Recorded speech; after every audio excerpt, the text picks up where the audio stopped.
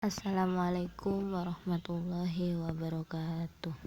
Perkenalkan, saya Vera Aprilia dari Prodi Manajemen Keuangan Syariah Universitas Islam Zainul Hasan Genggong. Di sini saya akan menjelaskan tentang hambatan atau tantangan, potensi dan peluang pengembangan wakaf di Indonesia.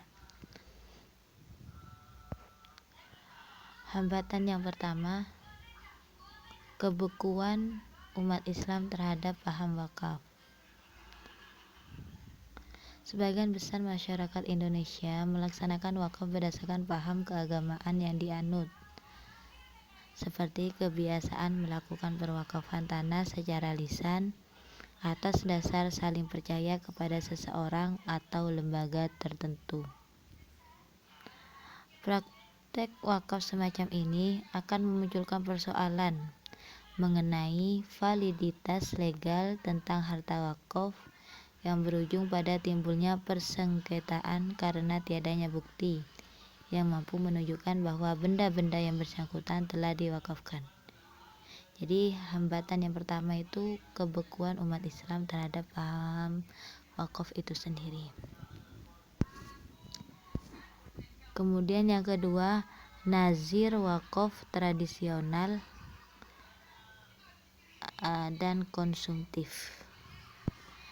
Selama ini yang menjadi hambatan real dalam pengembangan wakaf di Indonesia adalah keberadaan nazir wakaf yang masih tradisional. Nazir yang belum profesional sehingga wakaf belum dikelola secara optimal. Sedangkan posisi nazir adalah peran sentral dalam mewujudkan tujuan wakaf yang ingin melestarikan manfaat wakaf. Selanjutnya, hambatan yang ketiga, lemahnya political will pemegang otoritas. Peraturan perundang-undangan tentang wakaf di Indonesia menjadi persoalan yang cukup lama yang belum terselesaikan dengan baik. Paling tidak sebelum lahirnya Undang-Undang Nomor 41 Tahun 2004 tentang wakaf, terdapat kendala formil bagi pengelola dan pengembangan wakaf. Ada beberapa alasan kendala formil tersebut menjadi hambatan. Salah satunya masih belum terintegrasikannya peraturan teknis pengelolaan wakaf. Sedangkan jika lembaga wakaf tidak diatur secara integral dan lengkap dalam pengelolaannya, maka lembaga tersebut sulit diharapkan maju dan berkembang secara baik. Selanjutnya yang ketiga, jumlah tanah wakaf strategis dan kontroversi pengalihan wakaf untuk tujuan produktif. Ini seperti tanah perkebunan, sawah, ladang dan lainnya yang diwakafkan ternyata banyak yang mempunyai nilai ekonomis sangat minim. Letak ketidakstrategisan secara ekonomi bisa ditinjau dari aspek yang pertama, lokasi tanah. Kita lihat lokasi tanah yang diwakafkan.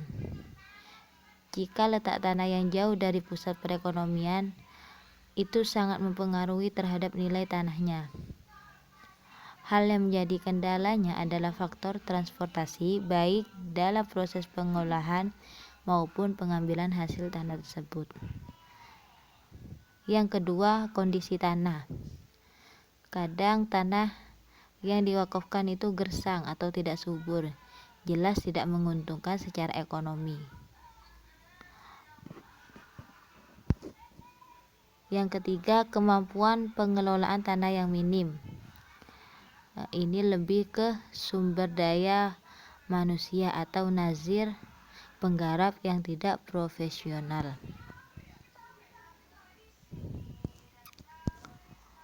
Yang kemudian yang kelima, banyaknya tanah yang belum bersertifikat.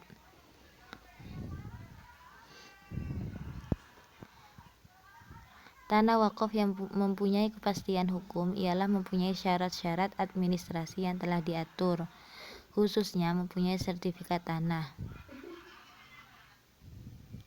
Tanah wakaf tersebut dapat dimanfaatkan sesuai dengan tujuan wakaf serta dapat dikembangkan.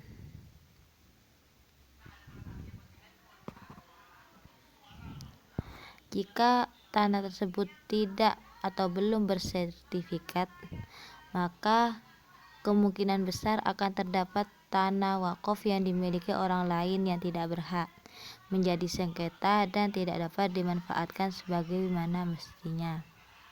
Kendala itu disebabkan oleh beberapa faktor, di antaranya tanah yang tidak memiliki bukti administratif karena banyak wakif yang menjalankan tradisi lisan dan kepercayaan yang tinggi.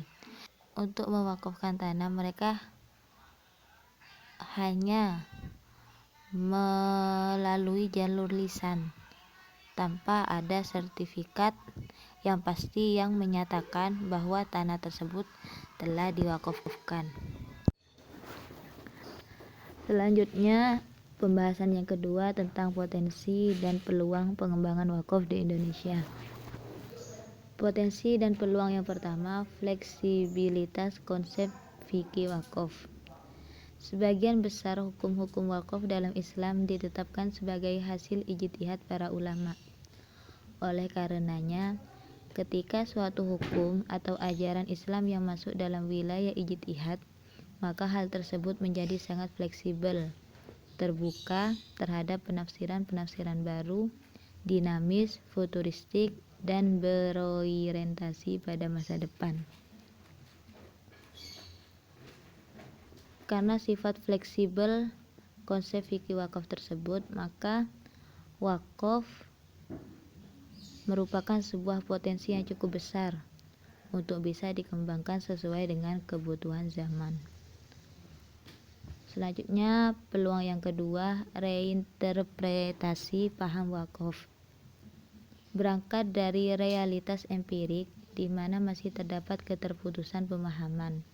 Kalau tidak ingin dikatakan pemahaman yang statis terhadap persoalan wakaf, maka reinterpretasi dan pemahaman baru mengenai wakaf menjadi penting. Hal ini perlu dilakukan agar ajaran, konsep, dan praktik wakaf bisa mengiringi perkembangan persoalan yang semakin kompleks. Peluang yang ketiga, kekayaan benda-benda wakaf. Menurut data Departemen Agama, terakhir terdapat kekayaan tanah wakaf di Indonesia sebanyak 4.845 lokasi. Dari jumlah keseluruhan tersebut, 75% diantaranya sudah bersertifikat wakaf dan sekitar 10% memiliki potensi ekonomi tinggi. Besarnya jumlah benda-benda wakaf, khususnya tanah dan bangunan, menjadi peluang yang sangat besar bagi pengembangan ekonomi umat di masa mendatang. Selanjutnya, peluang yang keempat, menguatnya sumber daya manusia yang berwawasan syariah. Dalam pengelolaan harta wakaf produktif, pihak yang paling berperan berhasil tidaknya dalam pemanfaatan harta wakaf adalah nazir wakaf. Untuk itulah, profesionalisme nazir menjadi ukuran yang paling penting.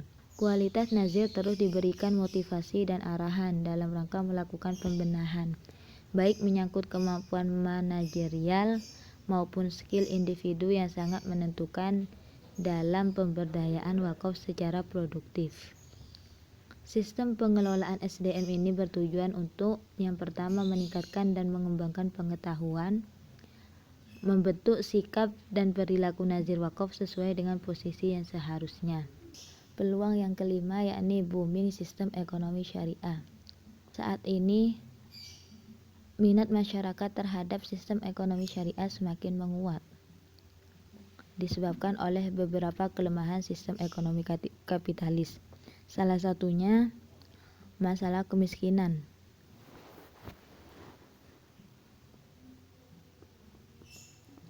Salah satunya masalah ketidakstabilan sistem.